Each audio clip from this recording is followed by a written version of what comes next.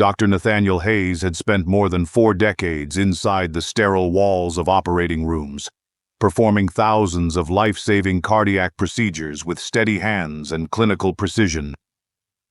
A renowned heart surgeon based in Asheville, North Carolina, Nathaniel was the kind of man people trusted with their lives, but rarely glimpsed beyond his white coat. He was highly respected, meticulously disciplined, and unapologetically rational. His faith, if he ever had one, was in science, anatomy, and the power of the human mind. Talk of God, souls, or life after death was something he politely dismissed as comforting illusions, stories told to ease the fear of dying. But everything changed on a rainy Thursday evening in October. That night, while locking up his garage after a long shift, Nathaniel felt a sudden wave of dizziness. He reached for the wall, stumbled, and collapsed. Within minutes, paramedics arrived and began CPR. In the ER, monitors beeped wildly, nurses rushed in and out, and for a moment, Dr. Nathaniel Hayes, the man who had saved so many lives, flatlined. What happened next shattered everything he thought he knew. He was no longer in his body. He could see the room from above, watching the medical team work frantically over his lifeless form. The fluorescent lights flickered in an eerie glow, casting shadows across the room. But they looked dim, as if filtered through fog. Then everything turned black. Not darkness like night, but a void. Silent, empty, disorienting. Nathaniel felt fear grip him like a vice. He didn't know where he was, or what was happening. For the first time in his life, the doctor couldn't diagnose his own reality. But then, in the far distance, he saw it. A single point of warm, pulsating light. It shimmered like a golden star and began to pull him forward. At first slowly, then faster, as if his very essence was being drawn by an invisible force. As he moved closer, fear began to dissolve into something he could only describe as peace. A peace that passed all understanding. The light wasn't just light. It was alive. It welcomed him like a long-lost father. And then, he saw him. Standing at the center of that radiant sphere was a man clothed in white, with eyes deeper than oceans, and a presence more powerful than thunder, yet gentler than a whisper. Nathaniel didn't need an introduction. He knew. It was Jesus. But this wasn't the Jesus from Renaissance paintings or Sunday school stories. This was the living Christ, holy, vast, and heartbreakingly kind. And in that moment, Nathaniel was stripped of everything. His titles, degrees, doubts, pride. He stood, or rather existed, before the King of Kings with nothing but his soul exposed. Jesus didn't speak at first. He just looked at Nathaniel with an expression that pierced deeper than any scalpel ever could. A look that said, "I've known you all along." When Jesus finally did speak, his words weren't loud, but they echoed through Nathaniel's entire being. "You've healed many hearts," he said.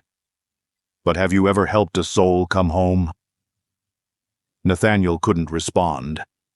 The truth struck him like lightning. All his years of work, his sacrifices, his brilliance, they had healed bodies, but left something more eternal untouched. And yet, there was no condemnation, only invitation. Jesus showed him moments. Times he had the chance to comfort the grieving, to pray for the dying, to reach out in love, but had passed them by. Not out of cruelty, but out of disbelief. Nathaniel had never believed it mattered, but now he knew.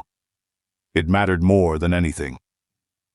Before he could step fully into the light, before he could ask to stay, he was pulled backward, violently, suddenly, like a rubber band snapping.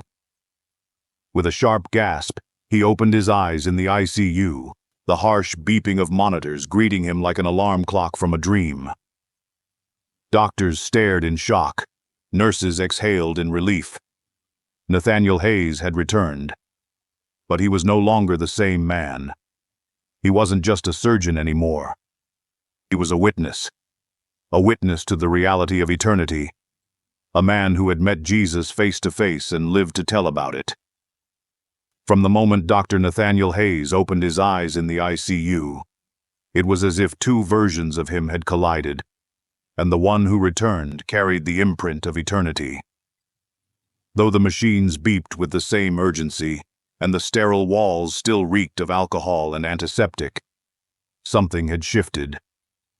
Everything felt thinner, more transparent, like the veil between this world and the next had been pulled back just enough for him to glimpse what lay beyond. He lay still, trying to process the unspeakable experience he'd just returned from. The darkness, the light, the eyes of Jesus, and that gentle, soul-piercing question, "Have you ever helped a soul come home?" For days, Nathaniel said little. His wife, Sarah, a gentle woman of quiet faith, sat by his side, holding his hand, reading psalms aloud even when she wasn't sure he could hear. But Nathaniel heard everything now, differently. Every word vibrated with meaning. He watched the nurses move with compassion, the chaplain pray softly with a grieving family, and realized for the first time that he had lived his whole life hearing without listening, seeing without perceiving. The world was suddenly more than flesh and bone, disease and diagnosis. It was spirit, energy, light, and darkness. And he had been blind. The turning point came on the third night, just past 2 a.m., when a nurse in her 20s, exhausted and overworked, came in to check his IV. She looked weary, but as she leaned over, Nathaniel saw something shimmering faintly around her shoulders. A soft, green hue, almost imperceptible. He blinked, then blinked again. It didn't go away.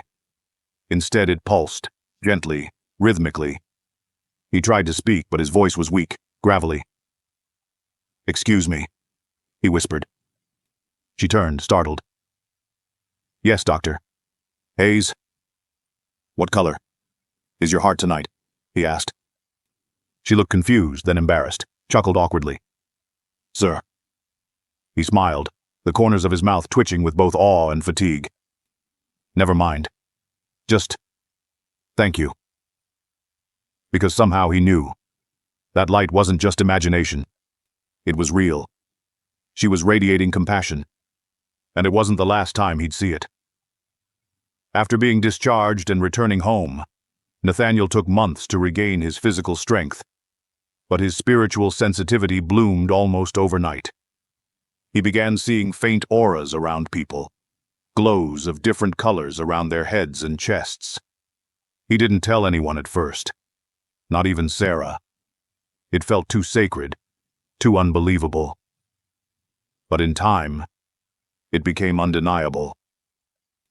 The man at the grocery store with a dull gray fog, Nathaniel later overheard him coughing violently in the parking lot.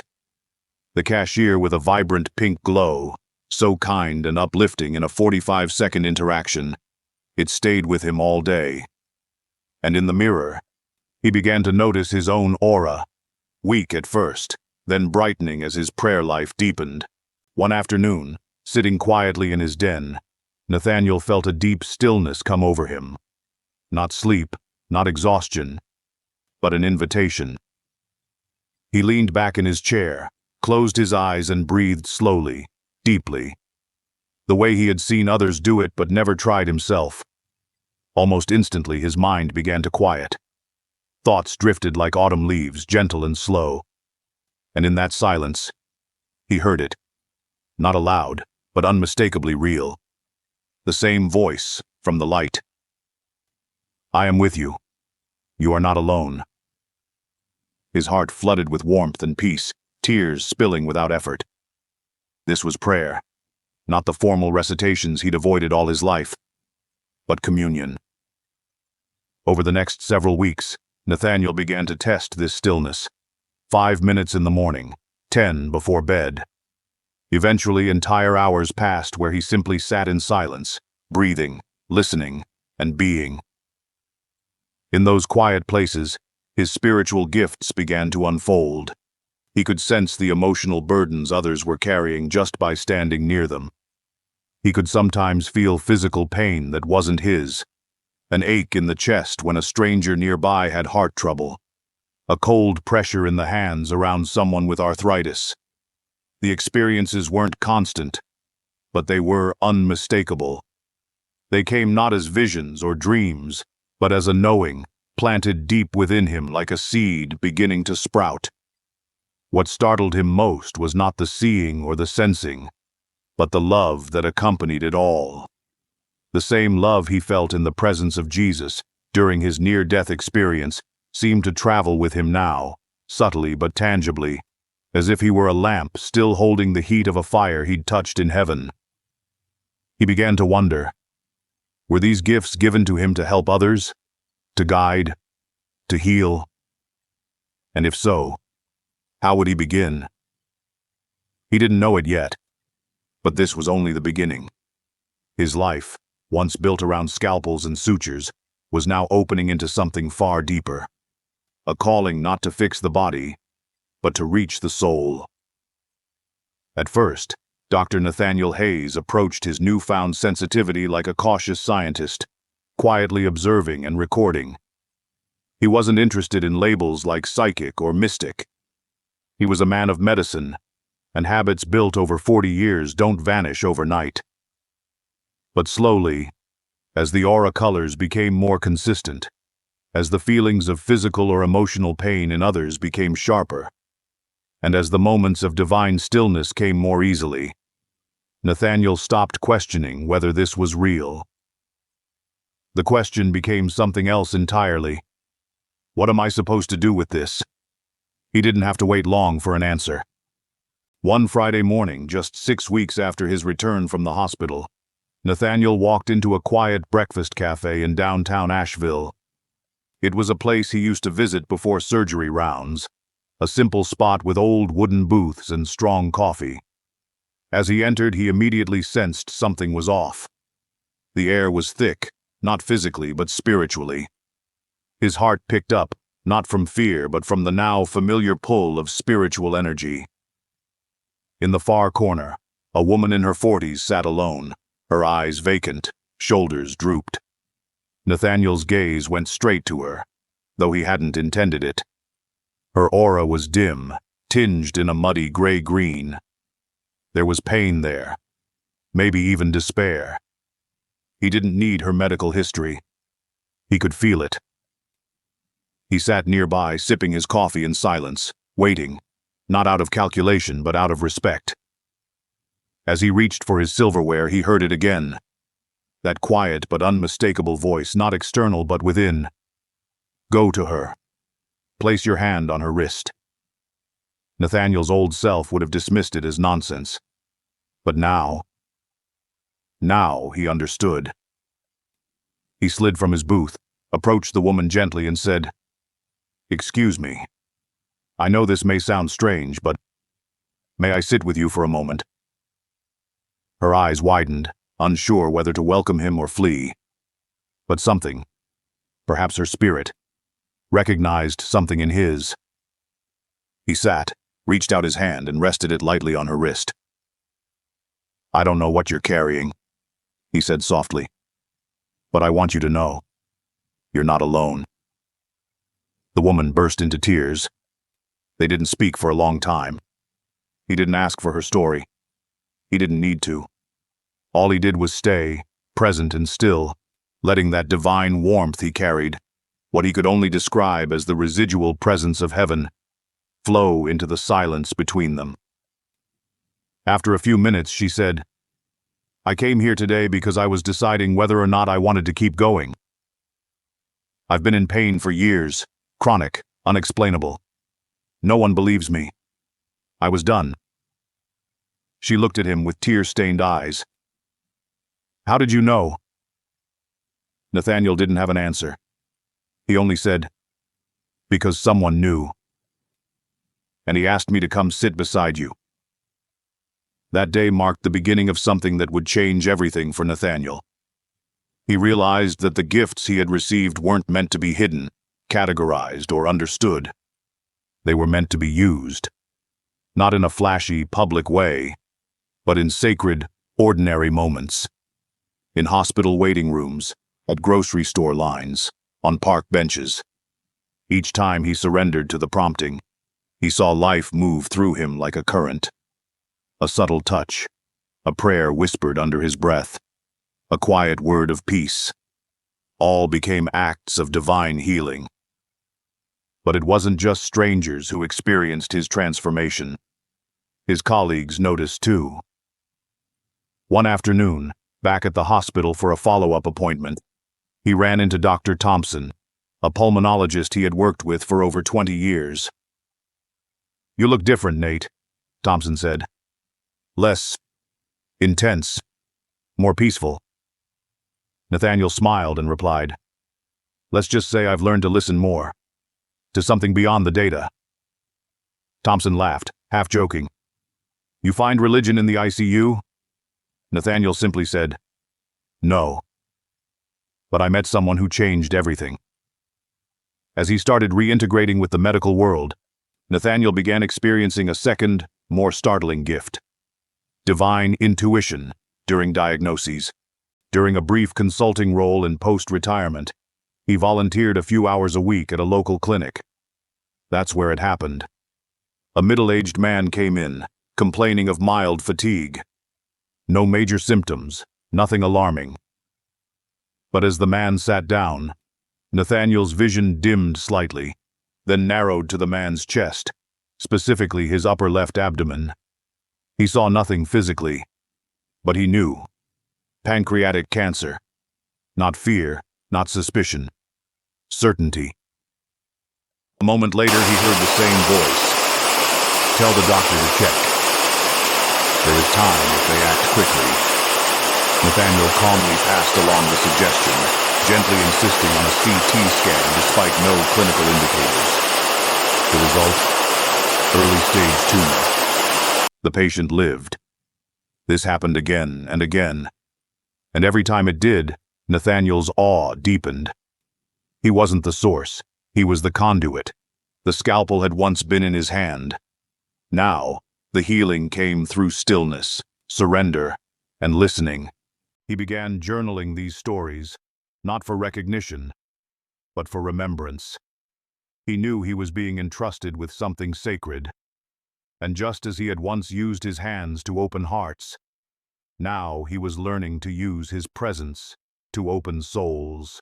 In the quiet months that followed his return from the edge of eternity, Dr. Nathaniel Hayes slowly began to understand that the gifts he had received were not just for healing the physical body, but for awakening the spiritual one. The once proud heart surgeon, who had spent years controlling scalpel and schedule with clinical perfection, was now learning to surrender, to divine timing, to gentle nudges from heaven, to voices that whispered, not barked. It was a life no textbook had prepared him for.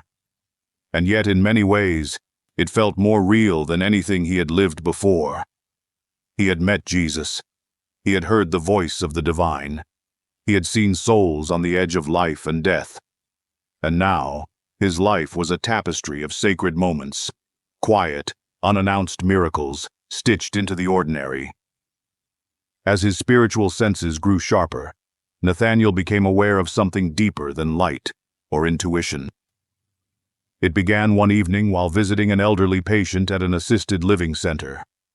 Mrs. Eloise Marlowe, 91 years old, frail but lively, with a sharp wit that could make the younger nurses blush. Nathaniel was there to visit a family friend, but found himself drawn to Eloise. As they chatted, he noticed her voice fading in and out, not from fatigue, but as if her spirit were gently shifting between two worlds. Then, without warning, the room changed. Time slowed. The shadows grew softer. And Eloise, who had just been recounting a story about her childhood farm in Missouri, paused mid-sentence, looked past Nathaniel's shoulder, and smiled. "She's here," she said softly. "My sister. I haven't seen her since 1955. Nathaniel turned slowly, but the chair behind him was empty. Still, the air shimmered with presence. The temperature dropped slightly. A moment stretched. Eloise closed her eyes and whispered, "I'm ready now." She died moments later, peacefully, a slight smile still resting on her lips.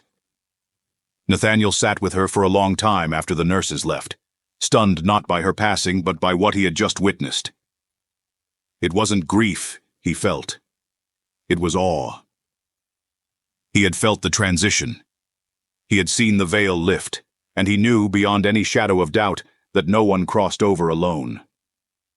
That moment awakened in him something he hadn't fully understood during his own near-death experience. It wasn't just about the light, or the love, or the second chance. It was about the presence. He had been allowed to feel that divine presence. And now, increasingly, he was able to feel it for others, especially as they neared death. He called it the midpoint, a sacred window of time, often within the final hours, or sometimes minutes, when the soul begins to detach gently from the body. It didn't always follow medical patterns. Sometimes people lingered for days, others just moments. But the signs were unmistakable. The room would grow still, a peace would settle in, and the spiritual atmosphere would change. During these moments, Nathaniel felt called not to act as a doctor, but as a witness. He would place his hand over theirs, close his eyes, and quietly pray. Not for healing, but for safe passage. In one remarkable case, a man named Harold passed away in the ER after a long battle with cancer. The code team had already left the room. Nathaniel stayed behind, instinctively placing Harold's hand against his own chest and reciting the Lord's Prayer. As he did, a warmth filled the room, not from the overhead lights, but from within. Harold's chest shimmered faintly. A light, pale and pearlescent, seemed to rise from his body. It wasn't visible with the eyes, but perceived through the spirit. Nathaniel watched in reverent silence as the light lifted, hovered, and then ascended in a gentle spiral. That night, Nathaniel wrote in his journal, "He didn't die. He went home." And so began his quiet ministry of presence. He was no longer just seeing patients. He was accompanying souls. Not every death was gentle. Some were laced with fear, resistance, or unresolved pain. But when Nathaniel was present, something shifted. Nurses began to notice. "Whenever Dr. Hayes is here," one of them whispered, "people seem to go in peace." Families started requesting him, not as a doctor, but as a kind of spiritual midwife. One daughter, holding the hand of her unconscious mother, turned to him and asked, "Do you think she knows we're here?" Nathaniel smiled gently. "She knows. But more than that, she's already halfway home." The experiences humbled him deeply. He never claimed to fully understand what was happening. He wasn't offering doctrine or theology. He offered presence, compassion, and the certainty, born from his own time in the light, that death was not an ending, but a return. More than once he felt Jesus near during these moments, not with words but with an overwhelming peace, a warmth that started in his chest and radiated outward. He never tried to explain it. He didn't need to. Those who sat with him felt it too. "It's like the whole room changed," one woman said after her husband's passing, like heaven leaned in to listen. Nathaniel began to call this work giving birth to eternity. Just as he had delivered life through surgery, he now delivered souls into peace. There was no applause, no accolades, but in his heart, he knew he was doing the most important work of his life. And perhaps the most beautiful part of it all was this.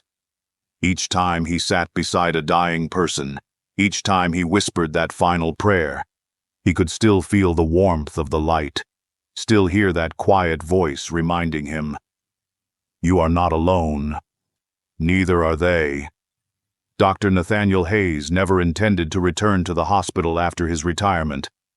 After his near-death experience and the quiet spiritual unfolding that followed, he had no desire to pick up a scalpel again or clock in for a shift. Life, he'd come to understand, was less about intention and more about invitation, the kind whispered into the soul by a voice he now recognized as divine. So when a former colleague at the local teaching hospital asked if he'd consider volunteering once a week, just to mentor young residents or talk with patients awaiting surgery, he said yes, not out of duty, but out of obedience to that soft inner stirring. He returned not as a surgeon, but as something else entirely. Some called him a counselor. Others whispered about the doctor with the calming presence. A few simply knew him as the man who sat beside patients when no one else would. Nathaniel had no title for it. He just showed up, quiet and attentive, listening not just to words, but to hearts. What surprised him most, however, was what began to happen in those rooms. Not through his hands, but through his awareness.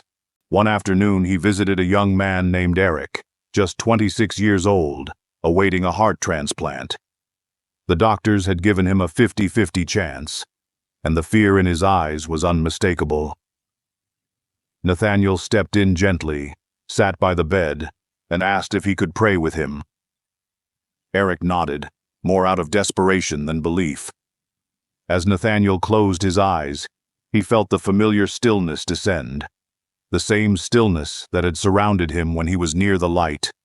Then, a single word settled in his spirit: forgiveness.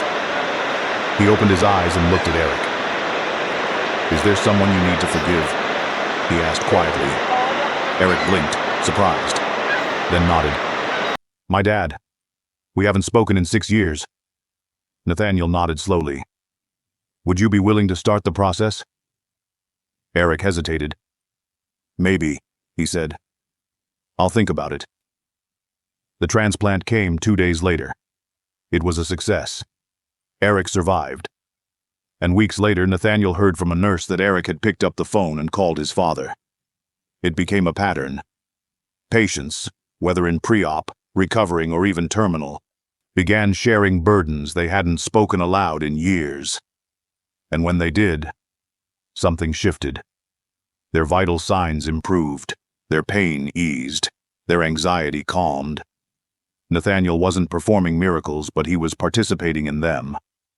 That's when he began to understand what the third divine gift truly was, the one he had struggled most to identify: the ability to hear, not just spiritual words or guidance, but the unspoken cries in people's hearts. In the silence, he could sense it: bitterness, guilt, shame, unresolved grief. It came not as sound, but as weight. A subtle pressure in the chest, a heaviness behind the eyes, a restlessness in the spirit.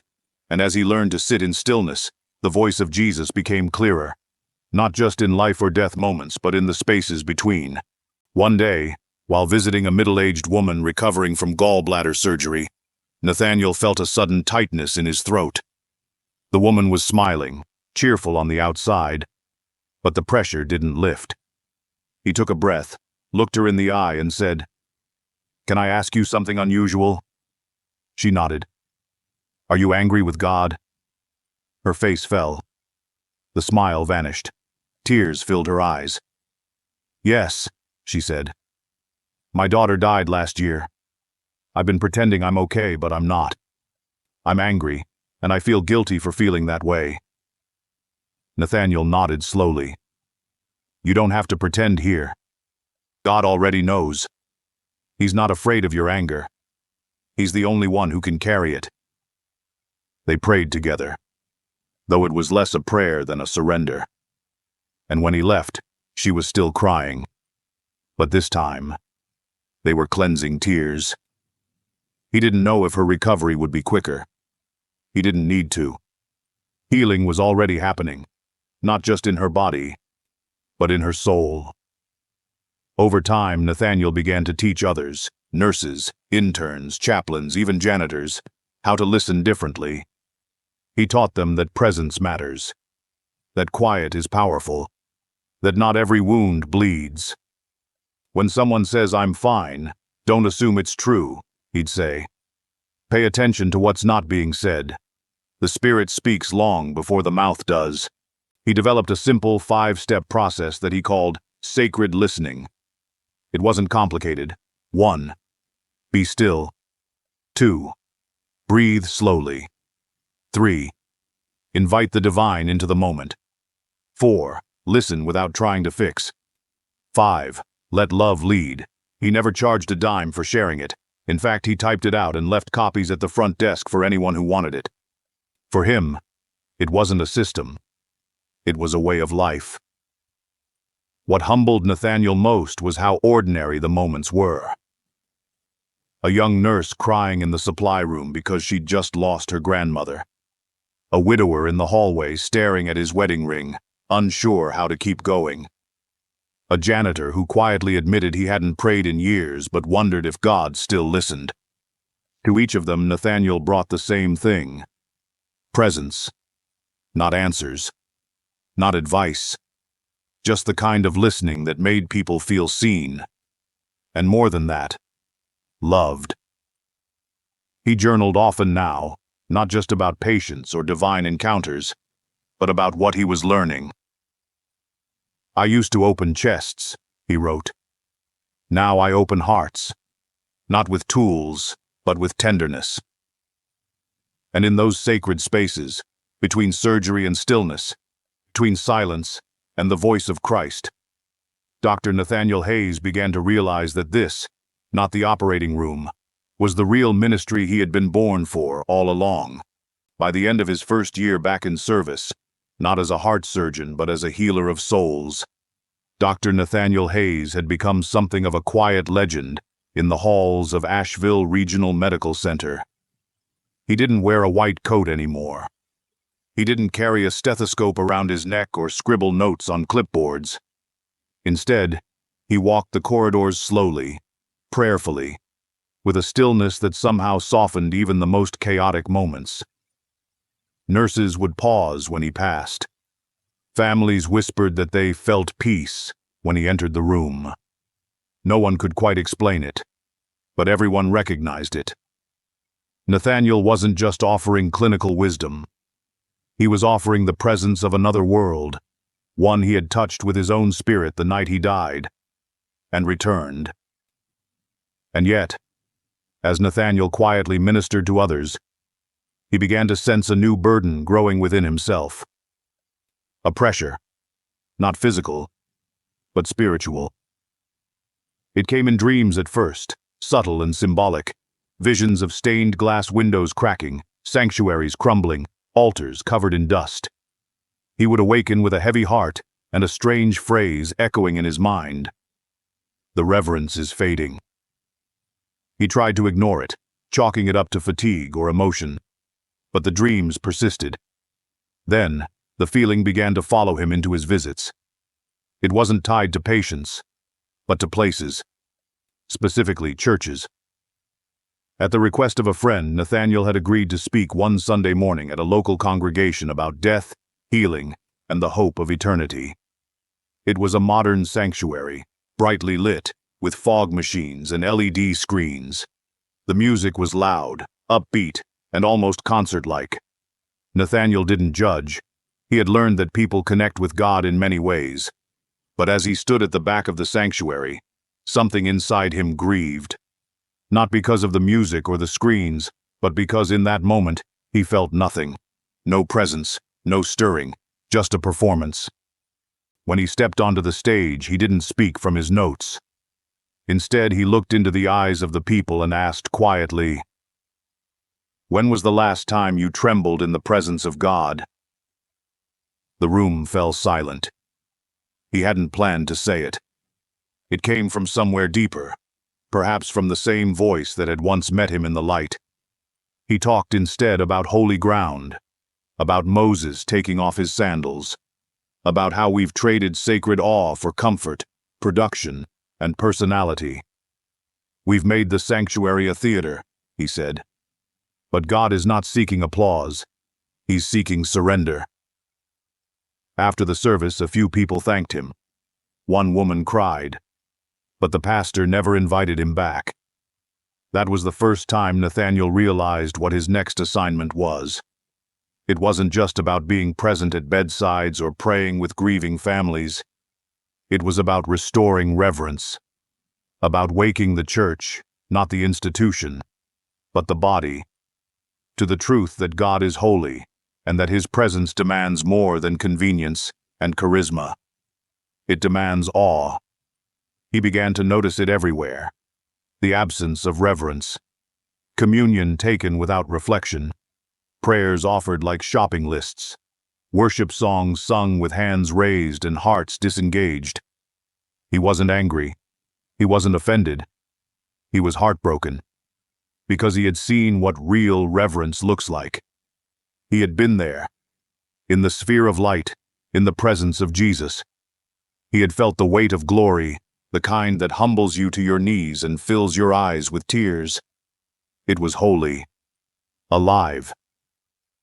And now, his soul yearned to share that memory, that encounter, not just as testimony, but as a callback, a summons to return to the altar with trembling hands and repentant hearts. One night, during a time of prayer in his home study, he fell to his knees without planning to.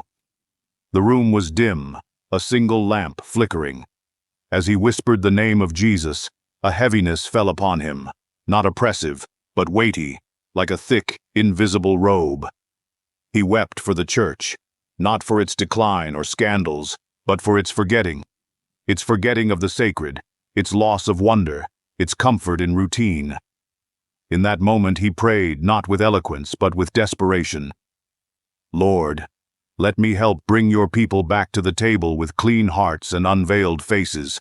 That night, he wrote a letter. It wasn't to a person. It was a message, something he called a wake-up cry. In it, he didn't criticize or condemn. He simply described what he had seen, what he had felt. He wrote about what it's like to stand before Jesus and realize that all your credentials, your eloquence, your religious activity mean nothing if your heart is not bowed low. He wrote about the glory of silence, the beauty of surrender, and the trembling joy of true communion, not just with bread and wine, but with the presence of the living God. He sent it anonymously to a few pastors. Most never responded, but one did. A young pastor from a small rural church near Waynesville. The man invited Nathaniel to come and speak. "We've forgotten how to kneel," the pastor admitted. "Will you help us remember?" Nathaniel did go. And that Sunday there were no lights, no screens, just a wooden cross, a piano, and 30 humble souls. He shared his story, not just of dying and coming back, but of learning what it meant to live in awe. They took communion that day barefoot, in silence. One woman collapsed in tears. An older man whispered, "I haven't felt this in 50 years.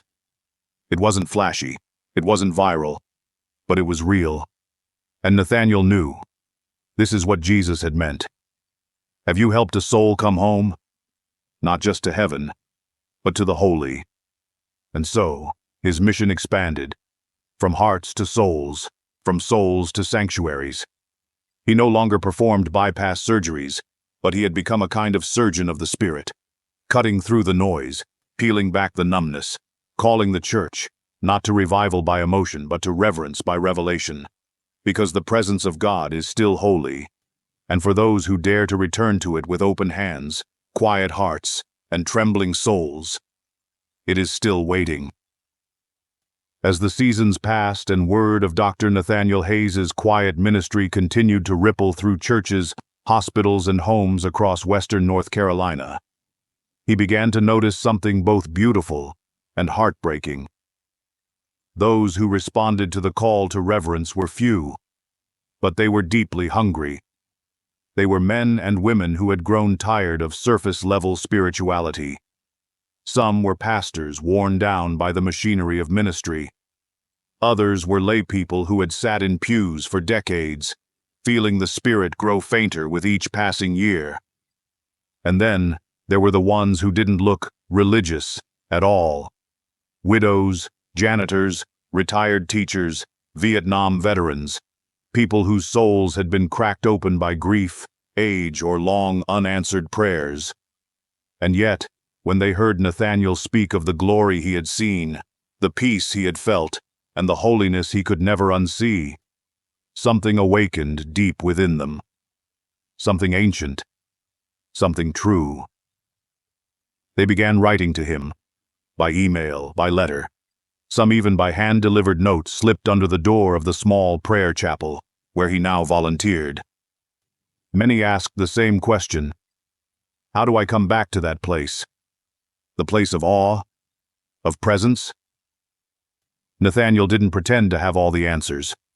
But he knew this: you didn't return to reverence by trying harder. You returned by surrendering deeper. So he began gathering these souls, not to preach, but to walk with them. He called it the Table Fellowship. It began in the basement of a modest Lutheran church, every Thursday evening. No pulpit, no stage, just a wooden table, 12 chairs, bread, wine, a candle in the center, and hearts willing to be unmasked. Nathaniel never opened with music. Instead, they started with silence. 5 minutes of stillness, phones turned off, shoes off, distractions laid down. The world didn't stop spinning, but for those few moments, it felt as if heaven leaned in close. Then they would share. Sometimes stories, sometimes scripture, sometimes pain. One week, a man named Gerald, a retired police officer with Parkinson's, broke down as he admitted he hadn't cried in 40 years. "I've worn armor my whole life," he said. "But tonight, I just want to feel again." No one offered platitudes. No one rushed the moment.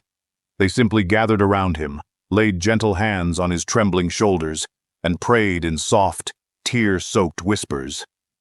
It wasn't dramatic. It wasn't noisy. But something holy moved in that room. The kind of sacred that doesn't need to be explained, only experienced. As the group grew, so did the presence of something greater than them all. They weren't starting a new denomination. They weren't trying to fix the church.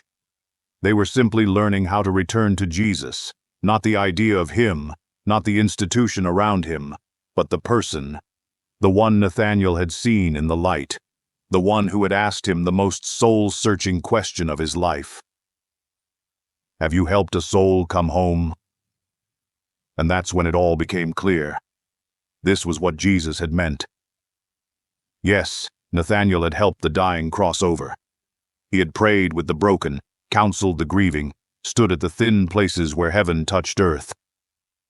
But now, he saw another kind of death at work. Not of the body, but of the soul. A spiritual fatigue that had settled over much of the church. People weren't rejecting God. They were just exhausted from trying to find him in places that no longer felt like home. The sermons had grown polished, but their hearts had grown dull. Communion had become a routine. Prayer had become a monologue. And worship, though beautiful, often missed the mark of transformation. So, Nathaniel stopped trying to inspire revival through events or emotion. He stopped using words like movement or strategy. Instead, he invited people into something far more ancient, a slow return to the holy. He taught them to wait in silence, to walk into church not with coffee and conversation, but with trembling reverence, to approach the communion table as if it were truly the place where heaven kissed earth. He told them the truth. The veil was torn, but we've tried to stitch it back up with comfort and control. It's time to let it fall again. And remarkably, people responded. Not in crowds, but in depth. Older couples began kneeling again. Children asked to light candles for Jesus. People stayed after the service not to chat, but to sit in silence. It wasn't a trend. It was a homecoming. One night, after a table fellowship gathering, a woman in her 70s named Marlene approached Nathaniel. She had been quiet throughout the evening, listening more than sharing. Her eyes glistened as she spoke. "I've gone to church all my life," she said. "But I think tonight was the first time I truly sat with Jesus." Nathaniel smiled. That's all he's ever wanted. More than doctrine, more than programs, more than perfect liturgy. He wanted our hearts. That was the final shift in Nathaniel's journey, not a change in direction, but a completion of it. From a surgeon who repaired physical hearts to a man who walked broken souls home, and now, finally, to a restorer of the sacred. Not by building a brand new church, but by teaching people to see again, really see, the glory that was always there, waiting at the table, waiting in the stillness, waiting in their own breath. Because the church would not be revived by noise or strategy. It would be revived when its people once again fell on their knees, not in fear, but in love. Not because they had to, but because they couldn't help it. And so, every Thursday night, Nathaniel returned to the table. Not with answers, but with reverence. Not with power, but with presence. Because sometimes, helping a soul come home wasn't about crossing over into the next life, but finally waking up in this one. It had been nearly 5 years since Dr. Nathaniel Hayes' heart stopped beating that October night in his garage. 5 years since he died, saw the light, heard the voice of Jesus, and came back with a mission he never would have chosen, yet now could not imagine his life without. In that time, he had moved from the sterile precision of surgical theaters to the unpredictable tenderness of hospital chapels, prayer circles, living rooms, and quiet sanctuaries. He had learned to trade tools for stillness, knowledge for presence, and control for communion. What began with a single question whispered from eternity, "Have you helped a soul come home?" had evolved into a life reshaped around sacred service, marked not by grandiosity, but by grace. Now, in his late 60s, Nathaniel moved more slowly, spoke more softly, and loved more deeply than he ever had in his younger years. What he had once called retirement had become a sacred rhythm of listening, guiding, blessing, and waiting. And yet, he began to feel something stirring once again. Not a new assignment, not a fresh revelation, but a completion. A sense that the final chapter of this earthbound journey was beginning to unfold. He was not afraid. In fact, he felt peace settle in like a gentle fog at sunrise. But with that peace came urgency. There was still one more message he had to leave behind. He began writing again, not journal entries or letters to pastors, but something different, a kind of spiritual will and testament, a final reflection for those who would come after him. He called it the invitation. It wasn't long, just 8 pages, handwritten in blue ink on thick paper. But every word was soaked in memory and revelation. In it, he told his story, not just of dying and returning, but of waking up. He described what it felt like to be held in perfect peace, to hear the voice of Jesus not through doctrine, but through love. He recounted the awe he felt in the light, the power of stillness, the holy tremble of true communion. He warned gently, not with condemnation, but with compassion, that the church must not forget who it is, not a building or a brand, but a bride waiting for her groom. And above all, he urged those who rid it to return to the table, not just the physical one of bread and cup, but the spiritual one, where reverence and intimacy meet. He ended with a single line that he hoped would echo longer than any sermon. God doesn't want your performance, He wants your presence. Then, he made 10 copies and gave them away quietly, to friends, to a former student, to a grieving widow who once asked him how to hear God again. He didn't need recognition. He just wanted the seed to be planted. Around this time, his health began to decline. The effects of his old stroke had long faded, but a new fatigue settled into his bones.